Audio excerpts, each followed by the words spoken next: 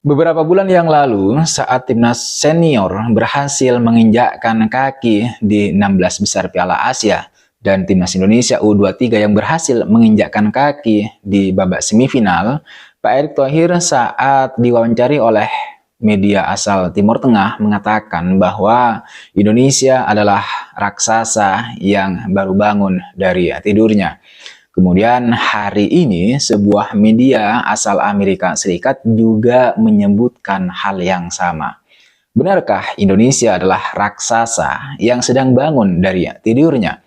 Tahan dulu teman-teman, sebelum saya lanjutkan, buat kalian yang baru bergabung, saya ucapkan selamat datang di channel ini, sebuah channel yang secara khusus membahas tentang dunia sepak bola, utamanya timnas Indonesia. Jadi segala hal yang berkaitan dengan dunia sepak bola, utamanya timnas Indonesia, akan selalu saya bahas di channel ini. Jadi bagi kalian yang berkenan, monggo di subscribe dan jangan lupa klik tombol like-nya.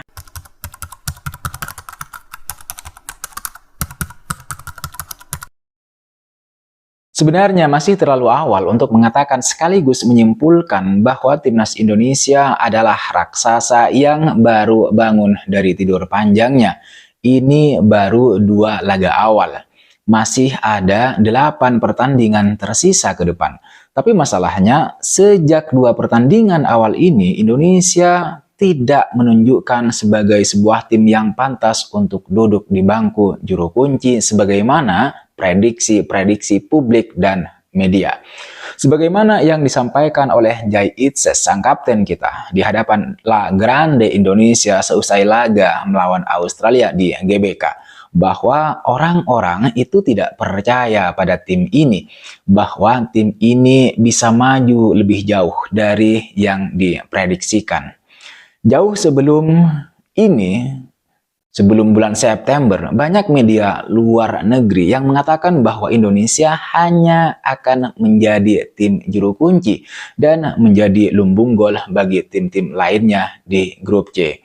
Satu media lagi dari Italia pernah mengatakan bahwa timnas Indonesia tidak lebih dari sekedar anak bawang dan pelengkap di turnamen ini. Bahkan ESPN sebelum laga melawan Australia kemarin memprediksi bahwa Indonesia akan kalah telak dengan skor 3-0 dari Australia.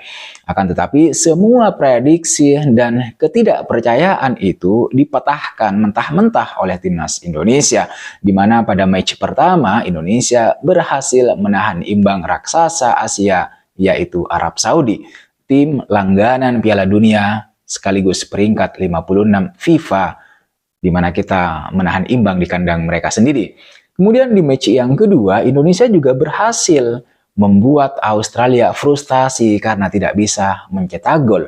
Kita tahu semua siapa atau apa Australia ini. Australia adalah raksasa lain dari Asia, langganan Piala Dunia dan peringkat 25 FIFA. Inilah saya rasa kenapa media besar seperti ESPN dari Amerika Serikat ini sangat menyoroti kiprah timnas Indonesia di putaran yang ketiga, terutama setelah timnas Indonesia sukses menahan imbang Australia, tim peringkat 25 dunia. Bahkan tidak tanggung-tanggung teman-teman, ESPN menyebut timnas kita, tim Garuda, sebagai raksasa Asia yang sedang terbangun dari tidur panjangnya. Ini pujian yang berlebihan. Tetapi menurut ESPN dalam judul artikel yang dibuatnya, Indonesia sekali lagi menunjukkan sebagai tim yang mampu bertahan melawan negara-negara besar di Asia. ESPN memuji habis performa Garuda, timnas kita, yang bisa mengimbangi perlawanan Socceroos. Kata ESPN, timnas kita ini mempertahankan awal tak terkalahkan untuk babak ketiga kualifikasi Piala Dunia 2026 zona Asia. Ya, dengan hasil imbang mengesankan setelah menahan imbang peringkat yang jauh lebih tinggi, yaitu Australia. Artinya sekali lagi timnas Indonesia menunjukkan bahwa tim ini, tim kita, mampu menandingi tim-tim terbaik di benua Asia. Kalau boleh saya mengutip apa yang ditulis oleh ESPN teman-teman, di atas kertas timnas Indonesia memang tidak diunggulkan dari lawan-lawannya di grup C kualifikasi Piala Dunia 2026. termasuk dalam 2 laga awal melawan Arab Saudi dan Australia sangat-sangat tidak diunggulkan. Namun teman-teman, pasukan Shin Tae-yong membuktikan bahwa bahwa timnas kita mampu menandingi tim-tim unggulan seperti Arab Saudi dan Australia. Jumat malam disebut di ESPN sebagai salah satu malam paling terkenal dalam sepak bola Indonesia karena hasil imbang yang mampu diraih oleh timnas Indonesia saat bertandang ke Arab Saudi di King Abdullah Sport City Stadium. Sebuah tim yang secara peringkat FIFA jauh lebih tinggi daripada Indonesia. Pada hari Selasa kemarin, ujian berat lainnya itu datang dari pemain Australia yang ada di peringkat 25 atau 24 yang sangat ingin bangkit dari kekalahan mengejutkan 0-1 dari tamunya di laga pembuka yaitu Bahrain.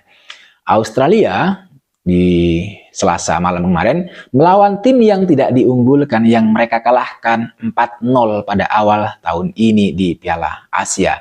Namun jika ada tim yang menantikan pertarungan sejak peluit pembuka dibunyikan, itu adalah timnas Indonesia.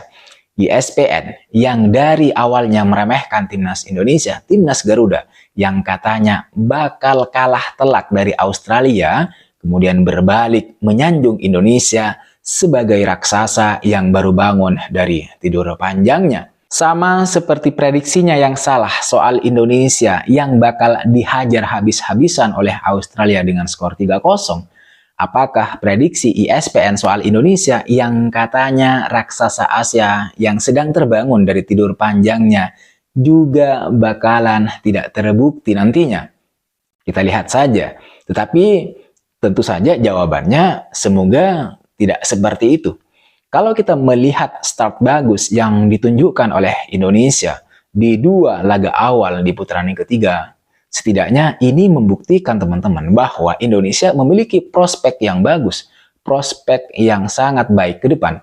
Artinya melihat 2 laga awal saja, saya sih yakin gitu ya, bahwa Indonesia bakalan mampu untuk mengumpulkan poin untuk setidaknya duduk di peringkat ketiga atau peringkat keempat dan kemudian lolos ke putaran berikutnya, yaitu putaran keempat. Itu ekspektasi minimal. Tapi kalau melihat performa Indonesia saat ini, kita coba naikkan ekspektasi kita sedikit lebih tinggi lagi.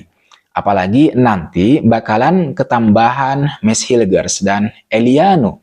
Saya kira timnas bisa bisalah memperebutkan posisi kedua atau lolos langsung ke putaran final Piala Dunia 2026 yang akan berlangsung di Amerika Serikat, Kanada, dan Meksiko. Menurut saya tanda-tanda Indonesia untuk duduk di peringkat kedua, mudah-mudahan begitu, sudah terlihat meskipun ini masih terlalu awal. Tapi setidaknya jika Indonesia bermain konsisten, istiqomah, dan terus meningkatkan perbaikan performa, terutama di lini tengah dan kemudian di lini depan, lini serang kita, maka saya yakin seyakin-yakinnya sebenarnya di match pertama Indonesia bisa tuh mengalahkan Arab Saudi.